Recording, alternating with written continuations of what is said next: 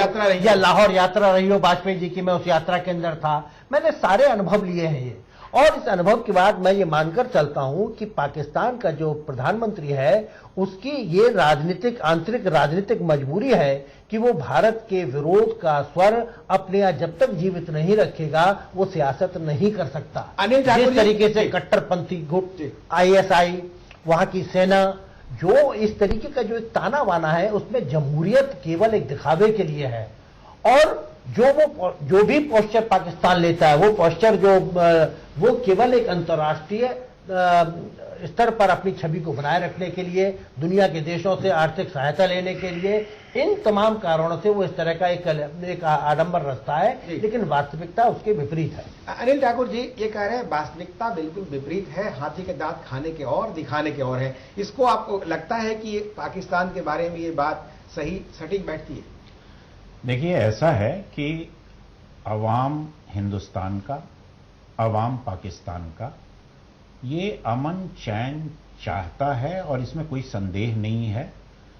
भारत ने हमेशा कोशिश की है, बल्कि अटल बिहारी वाजपेयी के समय या और भी जो कोशिशें हुई हैं, हमेशा कोशिश ये रही है कि पाकिस्तान से रिश्ते सुधरें।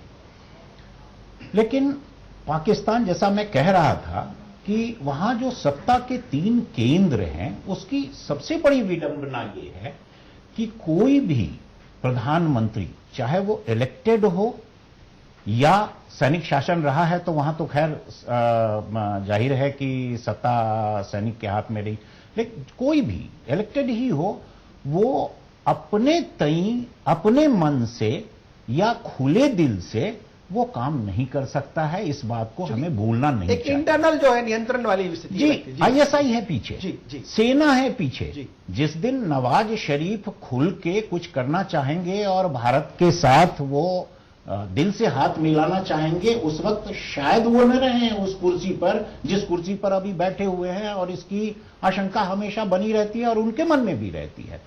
जैसा कि कह रहे थे अभी, मैं इस बात से सहमत हूं कि जो भारत विरोध है वो उनका, क्योंकि देखिए आप, उनकी राजनीति की मुख्य धारा है।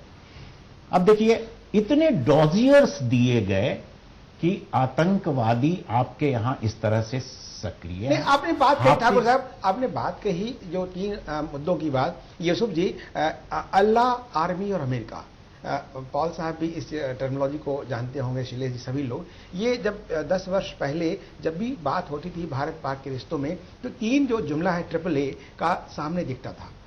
जब आपने 3 बातें कही, अभी ISI की बात जोड़ी ठाकुर साहब ने, तो आपको लगता है यूसुफ जी अल्लाह, आर्मी, अमेरिका आज भी समीचीन है भारत पाक रिश्तों को लेकर और इवन पाकिस्तान में? देखिए, पाकिस्तान में तो जो बात आपने कही है उसमें एक सच्चाई है। जो अभी अनिल जी कह रहे हैं कि वहां पर सत्ता के कई केंद्र हैं और वो हावी हो जाते हैं और तख्ता पलट की संभावना बनी रहती है, ये बात तो बिल्कुल सही है कि नवाज शरीफ भले ही नेक नियत के साथ आए हों, लेकिन दूसरी बात जो मैं कहना चाहता हूं वो ये है कि अभी नरेंद्र मोदी जी ने प्रधानमंत्री पद की शपथ ली है, आज उनका पहला दिन है और कार्यभार संभाले हुए 24 घंटे नहीं हुए हैं। तो पहली 24 घंटे हो गए, 24 घंटे जी नहीं, कार्यभार संभाले हुए 24 घंटे नहीं हुए, शपथ लिए हुए 24 घंटे हो गए। जिस समय साइन किया वो अलग बात है, लेकिन फॉर्मल तरीके से आज वो कार्यालय आज पहली बार गए साउथ ब्लॉक। मैं उससे बात कर रहा था। तो पहले ही दिन आप एक समिट टॉक करते हैं दूसरे देश के प्रधानमंत्री के साथ, तो एक तो ज्वाइंट स्टेटमेंट की एक्सपेक्टेशन बहुत ज्यादा हो जाती है। मुझे लगता है कि ये पहली खुसूसी मुलाकात, एक शिष्टाचार के नाते मुलाकात ज्यादा रही और उस बहाने उस संबंधों की वो भी एक तय कर दी कि आगे जो रिश्ते रहेंगे भारत और पाकिस्तान के वो इस लाइन पर रहेंगे। दूसरी बात, जो बार बार ये बात कही जाती थी कैंपेन के अंदर नरेंद्र मोदी जी की तरफ से या बीजेपी की तरफ से या दूसरी ताकतों की तरफ से कि पाकिस्तान को करारा जवाब दिया जाएगा, और कई लोग इससे नाराज थे कि नवाज शरीफ साहब को क्यों बुलाया गया, सहयोगी दल पार्टी के नेता भी। तो नरेंद्र मोदी जी ने एक अपने घरेलू स्तर पर भी ये संदेश देने की कोशिश की है कि हमने बुलाया जरूर है लेकिन हम अपने मुद्दों से पीछे नहीं हट रहे हैं। इसीलिए सख्ती के साथ वो बातें रखी गई कि 26/11 के जो दोषी आपके हैं उनके खिलाफ कार्रवाई आप कीजिए। पाकिस्तान ने वादा किया था लेकिन कार्रवाई नहीं हुई है। हम मुद्दों की बात कर रहे थे जोसेफ जी। तो अब जो बात आ रही है, जो रिश्तों के अंदर जो मेन अड़चन है भारत और पाकिस्तान के साथ, बात बिल्कुल सही है कि यहां भारत आके प्रधानमंत्री पाकिस्तान के कुछ वादे कर जाते हैं लेकिन वहां जाकर वो वादे पूरा नहीं कर पाते क्योंकि उनके घरेलू जो हालात हैं सियासत के, वो उन्हें इजाजत उसके नहीं देते या वो उसमें घरेलू मुद्दों में उलझ जाते हैं। हाँ, मैं एक प्रश्न इसमें ये कहूंगा कि आप देखिए, हमने कौन सा हमारा शासक ऐसा रहा, हमारा कौन प्रधानमंत्री ऐसा रहा जिसने पाकिस्तान के साथ जब जब कोई घटना हुई तो उसके बारे में पाकिस्तान को दस्तावेजी सबूतों के साथ अवगत नहीं कराया। चाहे दाऊद इब्राहिम का मामला हो, दाऊद का मामला हो, चाहे हाफिज हफीज का मामला हो, कांधार का मामला हो, आप पिछले सारे घटनाक्रम उठाइएगा, हम भारत की ओर से सारे सबूत उनको दिए गए। प्रश्न यह है कि अगर आपकी नीयत साफ है और इरादे नेक हैं तो आप समस्या को हल करने के लिए आगे बढ़ सकते हैं। जब आपकी नीयति साफ नहीं है और आपके इरादे साफ नहीं है, तब फिर वो समस्या, आप जो व्यक्ति वास्तव में सो रहा है उसको तो जगा सकते हैं, लेकिन जो सोने का बहाना कर रहा है उसको नहीं जगा सकते। आपने बहुत अच्छी बात कही, सोने का बहाना कर रहा है वो सो नहीं रहा है। आपने बहुत, चंद्रशेखर जी, शैलेश जी का कहना है कि पाकिस्तान सोने का बहाना कर रहा है, सो नहीं रहा है, और नीति और नीयत जो है, आपको क्या लगता है कि नवाज शरीफ के अलावा सार्क देश के और लोग आए, शांतिपूर्ण वार्ता हुई, लेकिन ये मुद्दा वही है, उनको फोकस किया गया और हम लोग उस पर चर्चा कर रहे हैं कि नीति और नीयत को लेकर के आपको नवाज शरीफ की नीयत कैसी लगी इस परिप्रेक्ष्य में? देखिए, ऐसा है, अभी एक जुमला आया कि हाथी के दांत देखने के और दिखाने के, खाने के और दिखाने के और। अब सामने वाला कौन है वो कैसे पहचानता है कि भाई कौन से दांत दिखा रहे हो और किस दांत का कैसे इस्तेमाल कर रहे हो? तो भारत का प्रधानमंत्री नरेंद्र मोदी इन सब बातों को बहुत अच्छे से जानता है कि किस उद्देश्य से कौन कैसे बात कर रहा है। जैसे आज उन्होंने शुरुआत कितनी अच्छी हुई कि कल उनको बुलाया, आज सब सार्क देशों के सभी लोगों से जो हेड्स आए थे सबके साथ बात हुई। इंपॉर्टेंट रिलेशन की बात थी पाकिस्तान के साथ, तो पाकिस्तान के साथ डायलॉग शुरू हुआ ना। एक अच्छी 10 साल 20 साल की बात करने लग जाए उसका कोई मतलब नहीं है। ठीक है, पॉल साहब, डायलॉग का प्रोसेस शुरू हुआ। ठीक है, डायलॉग में अपने पांचों जो सवाल ऐसा है चंद्रशेखर जी, डायलॉग का प्रोसेस शुरू था, बीच बीच में वार्ताएं होती रही है, उसको पाकिस्तान किस तरह लेता है देखने वाली बात है। डायलॉग का प्रोसेस करने वाला कोई अड़चन आई तो बीजेपी की तरफ से आई। जैसे पिछले साल जो दुर्भाग्यपूर्ण घटना हुई कि हमारे फौजियों के सर काट दिए गए, तो बीजेपी ने कितना ये गलत बात बीजेपी की तरफ से कभी नहीं आई। सरकार को कहना पड़ा कि हम पाकिस्तान के साथ ने कहा कि बात को मजबूती से रखो और हिम्मत से रखो। हम बातचीत का सिलसिला तब तक आगे नहीं बढ़ाएंगे जब तक वो माहौल पैदा नहीं होता, बातचीत का माहौल पैदा नहीं हो जाता है की जा सके। और अब नरेंद्र मोदी जी ने जो बुलाया तो यही सवाल उठा, माहौल बनाने की बात थी ना, तो माहौल बनाया ना पाकिस्तान के प्रधानमंत्री को बुला के आप बिरयानी खिलाते हैं। जो लोग पाकिस्तान के नाम पर पिच खोदा करते थे, गड्ढे खोदा करते थे, वो भी आज वो शांत हैं, शांत हैं, क्योंकि आप हिपोक्रेसी को छोड़िए, आप गहरे चरित्र को छोड़िएगा और जो वास्तविकता है उसके लिए सामने आइएगा।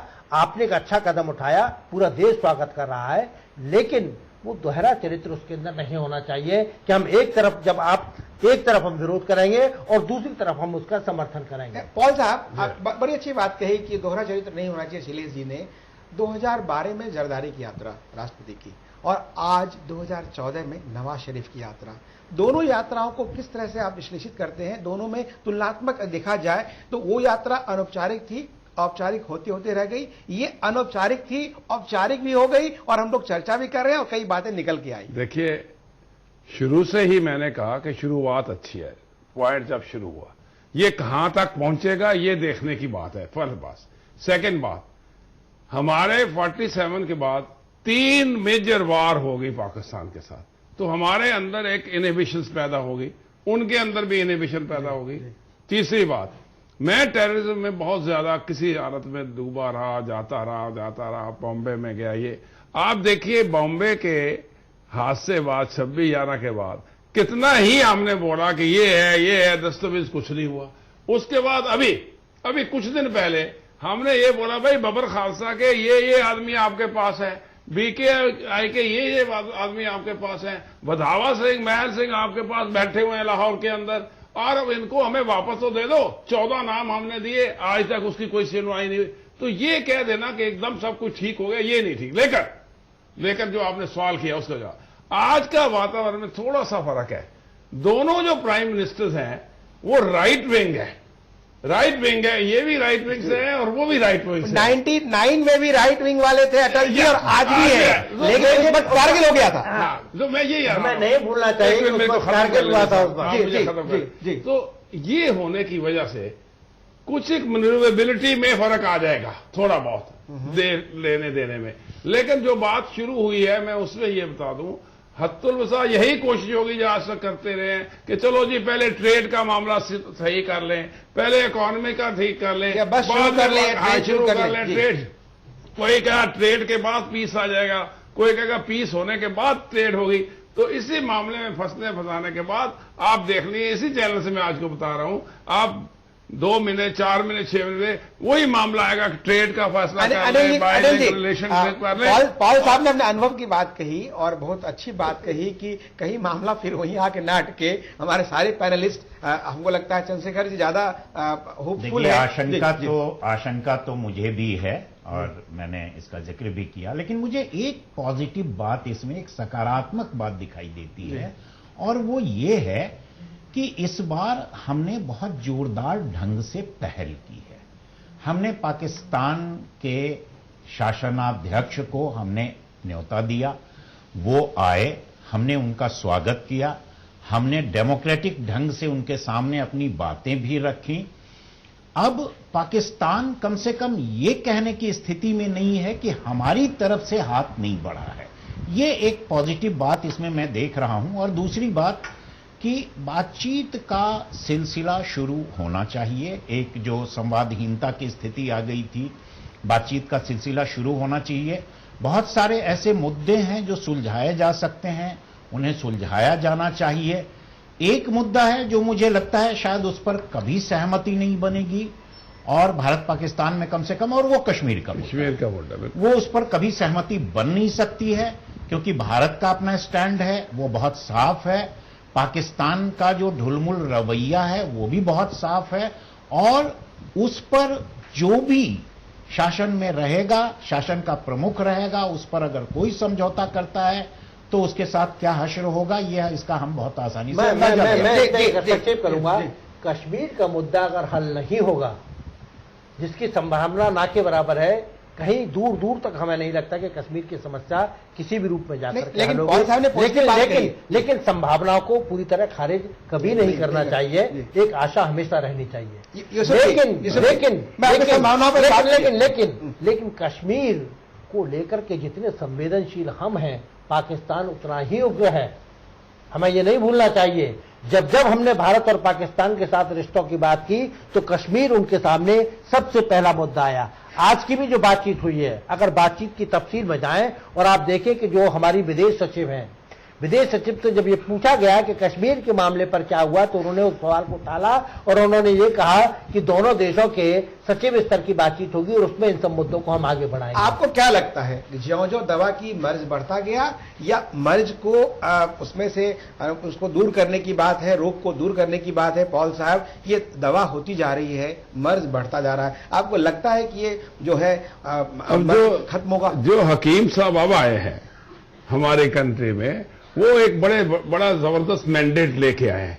उनका कितना पॉजिटिव एटीट्यूड है। यहां एक बात यह भी हुई कि जब कोई दूसरी हुकूमत पॉजिटिव एटीट्यूड लेने की कोशिश करती थी तो इसी पार्टी के नेगेटिव एटीट्यूड होता था। इसमें यह है कि जो आज के हकीम साहब हमारे इस मर्ज के लिए ट्रीट करने के लिए आए हैं, नरेंद्र मोदी, हाँ जी, नरेंद्र मोदी जी, उनका मैंडेट बहुत बड़ा है और उस मैंडेट को लेकर अगर बीजेपी, मैंडेट तो पहले कांग्रेस का ही बना था। नहीं सर, पहले वो राजीव गांधी के टाइम पे उस वक्त भी हुआ, उस वक्त भी बातचीत हुई। मैं मैंडेट इसलिए कह रहा हूं, लेकिन भारत का संसद नेगेटिव पॉलिसी पाकिस्तान को लेकर या कश्मीर को लेकर के जो भी मुद्दे थे उसमें एकमत रहा है। ये भी मैटर ऑफ रिकॉर्ड। आप देखिए हमारी संसद ने जो रेजोल्यूशन पास किया है मतलब कश्मीर को लेकर के या भारत की स्वामित्वता को लेकर के, हमारी अखंडता को लेकर के, उसमें चाहे कोई भी राजनीतिक दल हो, चाहे वो कांग्रेस हो, चाहे भारतीय जनता पार्टी हो, या कम्युनिस्ट पार्टी हो, सभी दलों का एक स्वर है। और मुझे लगता है कि राष्ट्रीय महत्व के प्रश्न पर दलों के बीच में दलगत राजनीति से ऊपर उठ करके ऐसा किया भी लोगों ने, ऐसा किया भी चाहिए जी, होना चाहिए। चंद्रशेखर जी, पॉल साहब ने बड़ी अच्छी बात कही कि नए हकीम साहब आए हैं, शायद कोई नया फार्मूला हो या नया पुड़िया हो। हालांकि एक पुड़िया उन्होंने खोला है, वो को लगता है कि हकीम कितने एक्सपर्ट हैं इन पुड़ियों की वैदेशिक मामलों के। नहीं राकेश जी, बात इसमें मालूम है क्या है, मैं आपको बताऊं आप कि इसमें होता क्या है कि आप किस बात को कैसे कह रहे हैं, अपनी बात को कैसे प्रेजेंट कर रहे हैं, और प्रेजेंट करने वाले का पास्ट क्या है और प्रेजेंट करने का तरीका क्या है। अभी तक जितने भी लोग इस बात को रखते रहे हैं उनके पीछे कहीं ना कहीं राजनीतिक कमजोरियां रही हैं। नरेंद्र भाई मोदी देश के प्रधानमंत्री बने, पूरे देश ने नरेंद्र भाई मोदी को प्रधान